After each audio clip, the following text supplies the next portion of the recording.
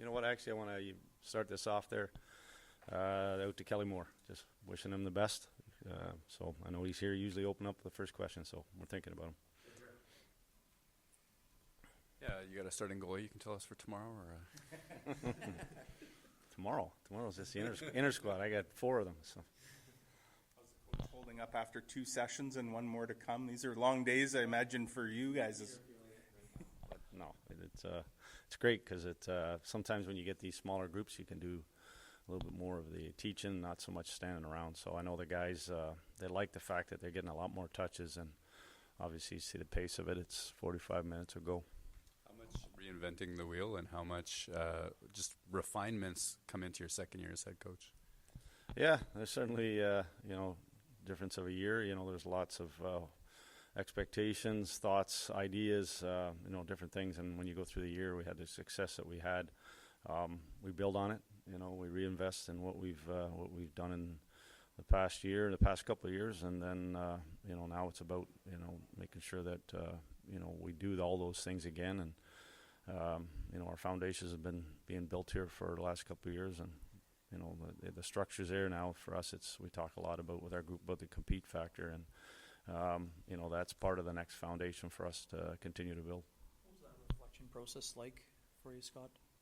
Just reflecting on last year? Yeah, you know what? You get to sit and watch. You're watching the Stanley Cup, the rest of the playoff rounds that were happening, and you're looking at different things. That does your team do those things as well as some other teams? Is there areas that they need to get stronger? And that's kind of what us, the coaches, we met in August, got together and talked about some different things. And for us, obviously, the type of year we had through the first 82 games, we want to do a lot of those things again, but it's a tough league, and you have to reinvest in what you're doing. You have to be recommitted to individually and as a team to go out and do it again. And it's like I've said before, you got to be good in your division. You got to eliminate 8 teams, and none of that stuff changes. I reflect back on, I talked to you guys last year. Our foundation is how we defend. That's our DNA, and we don't want another Jennings Trophy. Not just great goaltending, but it's also it's a commitment from our team to play that way. Finished top 10 in even strength goals. Our power play was number 1. So there's a lot of things that were really, really positive that we have to continue to to recognize that that's our structure. That is our DNA, that we have to continue to play that way and do those things. And we'll talk about game 83 as we move forward, but we still have a lot of work ahead of us, and it starts here in training camp. Some big veteran bets and probably some up the lineup positions. Taves, if everything goes well, Nyquist as well. They obviously have a ton of their own strengths. Maybe foot speed wouldn't be number 1. Do you have to adapt the way you play at all with that? No, I don't think so. I think we've always talked about our pressure, and our pressure isn't just one guy; it's 5 guys. And I haven't noticed the real difference yet. Obviously, once we get in the games and see those 2 guys specifically, but those 2 guys have hockey smarts, really good hockey IQ, and sometimes that makes up for things. So until we get into these games and kind of see them under the in those real situations, we'll kind of wait on that one. You have a job opening presumably on your number 1 power play unit with Ehlers gone. Who's circled to get a good look there? We're going to try some guys. Obviously, there's some real good skill with us, but Fetz played there lots last year when Nick was out. He's a guy that's been real good at it, but whether he was on the first unit or the second unit, so I'm not saying it's going to be him, but he's probably going to get the early looks at it. Lowry does so many good things for you, Scott. Who are you curious to see kind of try to fill that role on the ice as the season starts along? Well, obviously that leadership role is being number 1, being the captain. That's I don't know if you're filling that, but we've gotten great leadership with everybody else. Obviously, Scheif and JMO and Neil Pionk stepping up. We had Jonathan in there. Tanner Pearson, another guy that's a veteran guy that's been in the league.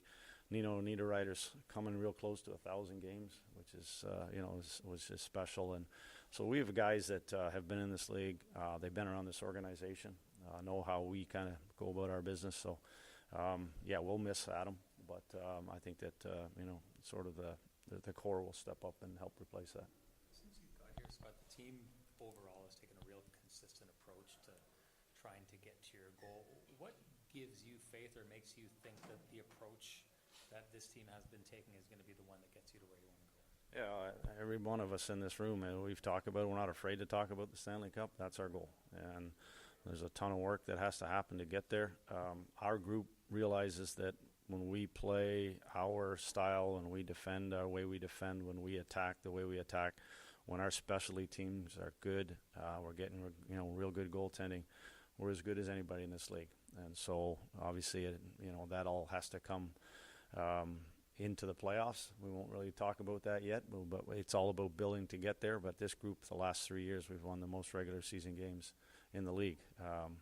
Florida's won the most, or played the most playoff games, something like 63 playoff games. That's where we have to get to. That's our next goal. But at the end of the day, we feel that when we're at our best, when we play the game that we play, we're hard to beat. What are the benefits to adding a couple of guys who've won the Stanley Cup to that mix? Yeah. Kind of part of the idea, part of what we talked about, grabbing Luke Shin at the end of the year. Sometimes you get in those situations and just take that Game 7 and against St. Louis. Luke's been there, to have those guys in those moments, whether they say it publicly or they're talking to the guy beside them in the dressing room before those games or going into overtime, whatever it might be. That's the experience that those guys have been through. And, like JT's won 3, Tanner's won 1. Like I said, Luke, we have guys that have been there, and that's what you kind of need to help these other guys that haven't really had the opportunity to live it. And then at the same time, it's depth for us. It's experience. It's guys that, know how to play in this league. So last year, Nikolai Ehlers was heading into the final year of his deal, and that didn't get resolved at all during the season. Clearly, it wasn't a distraction for your group, given the regular season success. So in that sense, whether Kyle Connor re-ups now or it goes a little further down the line, you don't expect, I don't imagine that to be any kind of an issue? No, I don't think so. Like you said, we went through this. With KC, that he's earned the right to sit back and figure out what he wants to do with his family and himself. As a coach, I'm going to do everything in my power to talk him into getting it signed as fast as possible. He means an awful lot to this team, this organization, and I'd like to think that he's pretty happy about how he's used and how he plays here and things he's done over the years. But it's interesting. You kind of see it happening around the league. I know with the salary cap going up next couple of years, it's kind of changed a little bit of the dynamic with this, guys signing before their last year. So just kind of as a coach, you're hoping that it goes in the right direction. And like you said, we went through with Nick last year. Hopefully the ending's a little different, but at the end of the day, I think our guys are professional enough to recognize that we have a game to play. Update for us on Kieron Walton. I know he got hurt in that first game. Yeah, so he is concussed, so it's just he's in protocol here, so we just take it through probably the next 7 days. We're talking about the players with Stanley Cup pedigree. A lot of the players that you've added over the last couple of years have a lot of experience. Is there any clear sign that the time is now for this team? No, you know what? That's you didn't use that window word, but for me, it's the worst word a coach could ever hear, because if the window closes and you're still here, it's usually not good. So, but no, for me, the last 3 years, and this is year 4. Like I said, we've been trying to build a foundation. Our structure, our dressing room has become unbelievable. Our leadership has really stepped up.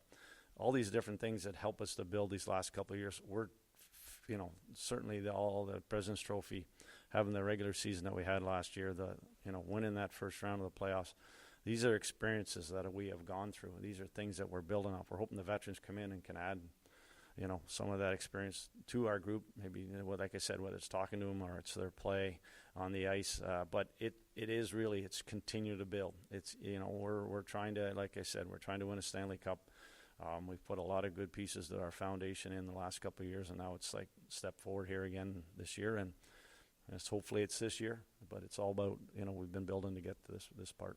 Scott, as a coach for fitness testing, how valuable do you use those results, and are you going to miss the fact that after this year you won't be able to have that data? I guess. We had one last shot at him, so we really went hard at him this year summer. But you know what? It's interesting. I've talked about we had to go to Detroit for the coaches' GM meetings. A few of the coaches were talking about it. Talked to the players about it. The one thing about the players today in this game, they're athletes 12 months of the year. They're not coming to camp to get in shape. So I'm hoping that continues. I sure hope that we don't get into a situation where, it does get backed off and then we start seeing a ton of injuries early on in the season. And the biggest thing about training camp, it is about getting your structure and your systems and your those things in place, your personnel figuring out who they are. But the biggest thing, it gets you up, the conditioning gets you up into high gear. This year's an Olympic year. We got 20 days where we don't play in February. We can't try to get in shape as the season starts. We don't have the time. We don't have the practice time, and you can't play catch up. And so I'm hoping that next year that it's the same mentality that you come into camp coming out of the gate. Just look what we did last year coming out of the gate. We eliminated teams in the first month and a half, and because of that great start, because of our team, I really felt it was in great shape. Scott, it was this exact setting a year ago where, it's interesting you just touched on that. In answering about finding a way to, get over that hump, for lack of a better term, and find that playoff success. You talked about coming out of the gate and competing. Use the word compete right out of the gate. Looking back now, how did you assess that? And again, to find that postseason success. Yeah, you guys heard me talk for 82 games. It was turn the page, move on to the next game, but it was about our battle level, our compete level to get ready for game 83. And then, like I said at our sort of year-end press thing, that playoff series, that was right out of the 80s and 90s for me, maybe without the fighting. But that physicality of that series was something that if we weren't ready for, that might have been over very quick and probably not in our favor. I felt that over the course of those 82 games, our compete level went way up. We talked about it often. We worked on it often. And, my message to the team last night when we met for dinner, I said, we got our compete level up. We got into the fight. Now we got to win the fight. Now we're getting into the battles. Now we got to win the battles. And I know that sounds broad, but at the end of the day, if I'm watching playoffs and you're watching at the end, it's those teams, and it's those teams that decide, okay, that we're going to do this on a consistent basis. This is going to be how we play, and you can't turn it on in the playoffs, like I said last year about the compete. It has to be something that you do over the course of 82 games so that you get in the playoffs. You're battle ready, and we were battle ready last year. I think you really drove it home, but I wanted to ask, you've risen standards here each and every year that you guys have been here. And now you've got a veteran group. A lot of the guys have been here for a while. You have institutional knowledge. What does a Winnipeg Jet veteran do now that maybe they didn't do once upon a time that really shows what Winnipeg Jet hockey is to the new guys? Oh, they're driven to win. I always talk. You hear me talk a lot about Stanley Cup and about having success at the end of the year, but it's amazing how many guys too that it's almost like, okay, it's time, and they recognize how good of a hockey team we are. Our veteran guys recognize. Certainly lost some players that were a big part of this organization that helped us have success the last couple of years, but we've also added some really good pieces. And I've talked to the guys, whether it was through July, August, even as they got into town here. Guys really like our team. Our veteran guys really like, obviously, the success we had last year, and then you throw in the pieces that we've added, and they just feel that we have a chance. If we go out and do what we expect and hope that we can do, that we're gonna be a successful hockey team again.